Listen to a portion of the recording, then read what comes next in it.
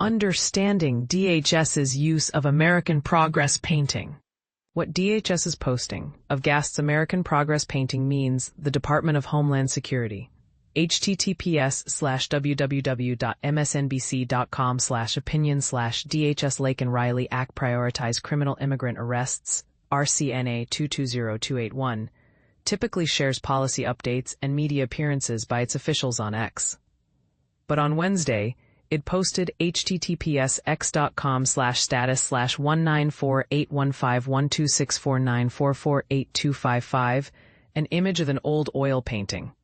That artwork, titled American Progress, is a historic representation of 19th-century American westward expansion, created by John Gast in 1872.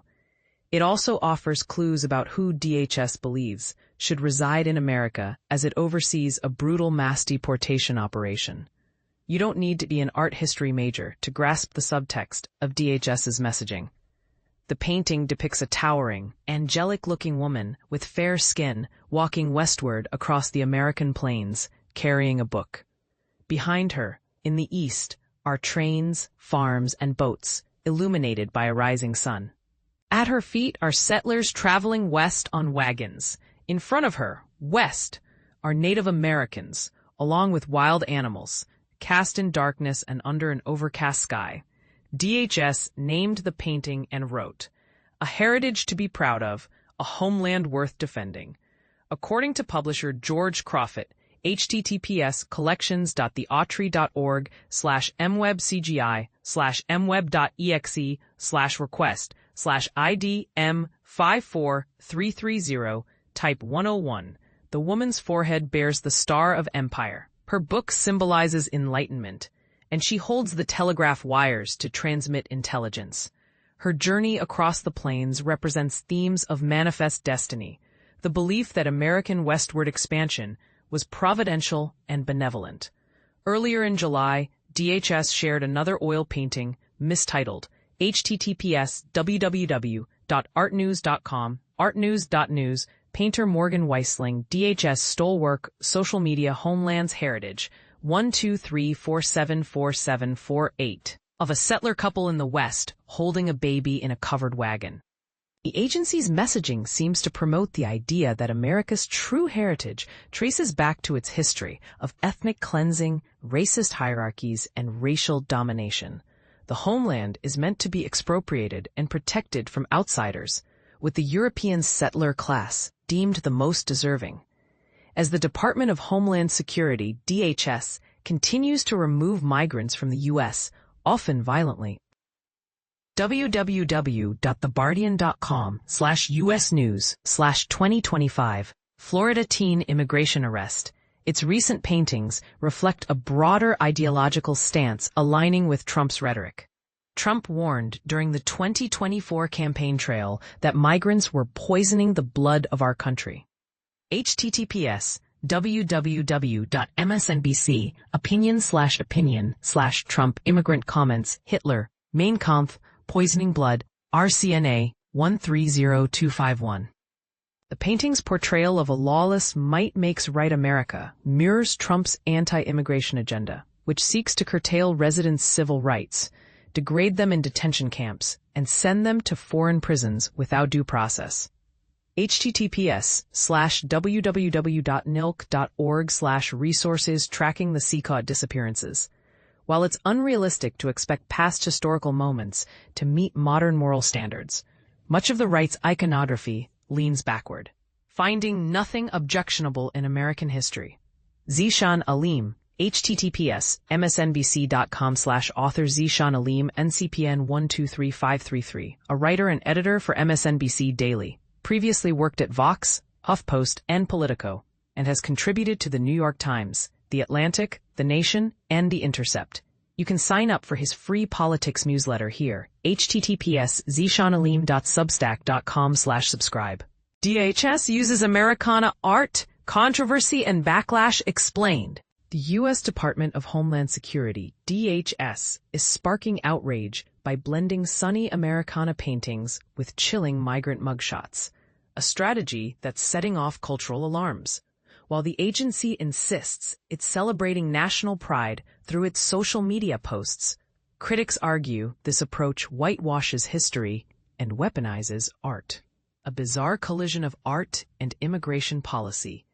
DHS flooded its social media channels in July with idealized visions of American life, including Thomas Kincaid's Morning Pledge, John Gast's controversial American Progress, and Morgan Weisling's A Prayer for a New Life. These posts bookended calls to action for mass deportations and memes mocking immigration enforcement. Membership tensions in America's artistic identity. The most striking backlash came from the Kincaid Family Foundation.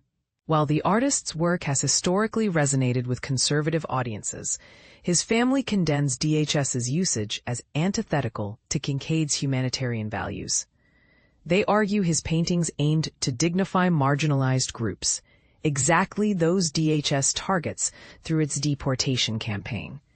Imagine building a reputation as the painter of light, only to see your work co-opted to promote division, said one cultural critic. This raises a bigger question. Should government agencies have free rein to repurpose art for propaganda? The strategic use of art history. Historians point out the dark irony of DHS using American Progress, a symbol of manifest destiny, the 19th century mantra that expansionism was divinely ordained.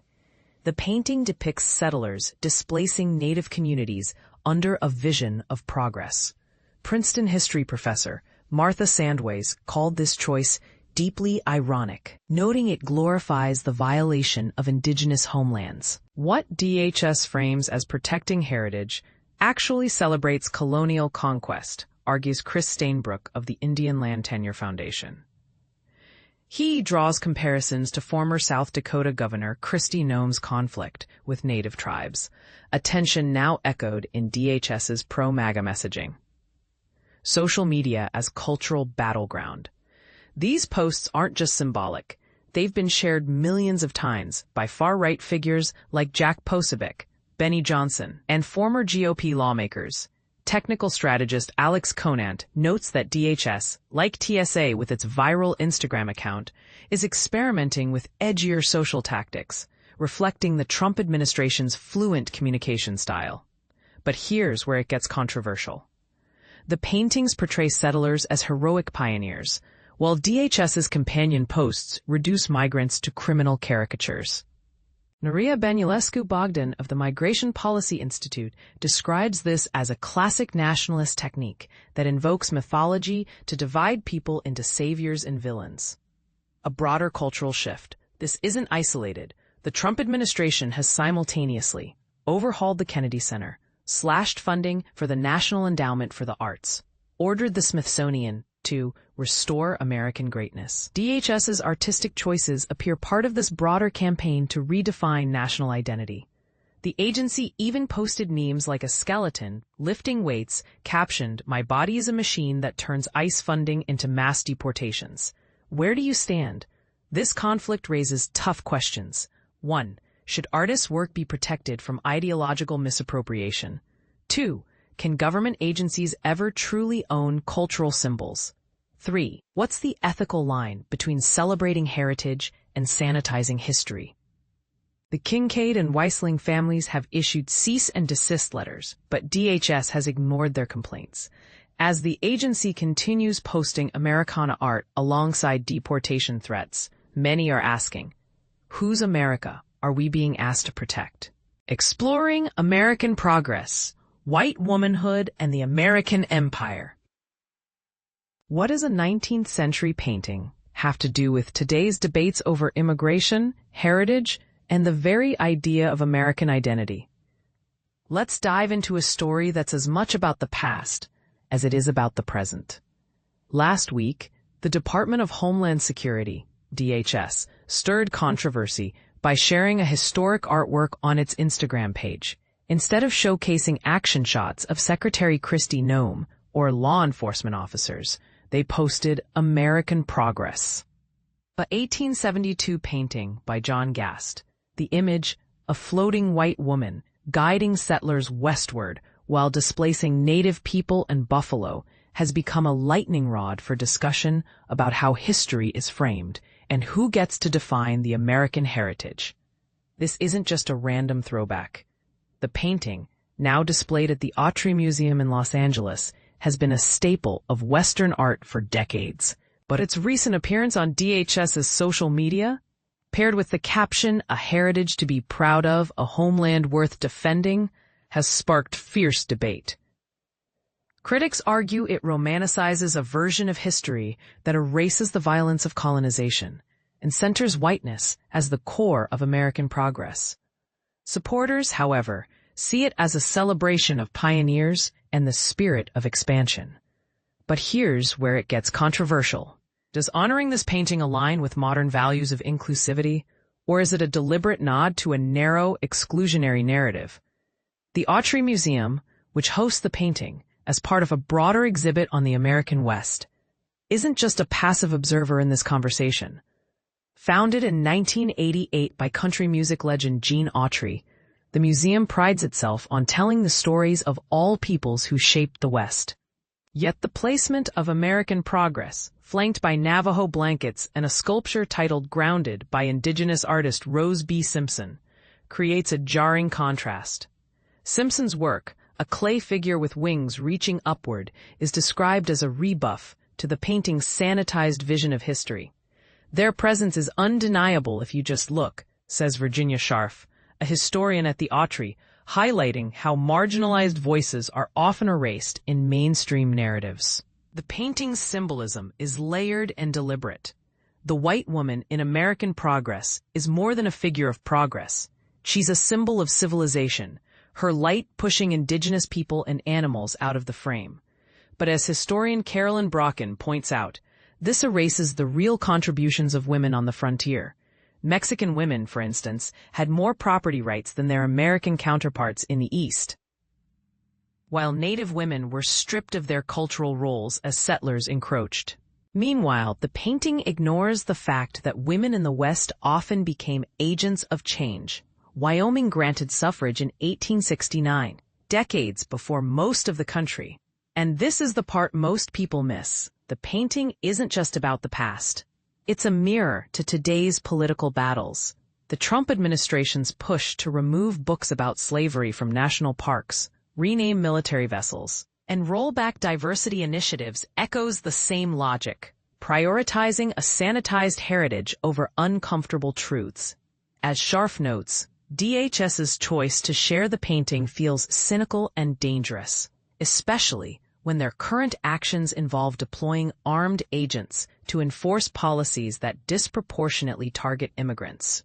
The agency isn't sending scantily clad women, she says, but guys with guns and masks. So where does this leave us? The Autry's curators are fighting to add context to such works, using art to challenge dominant narratives.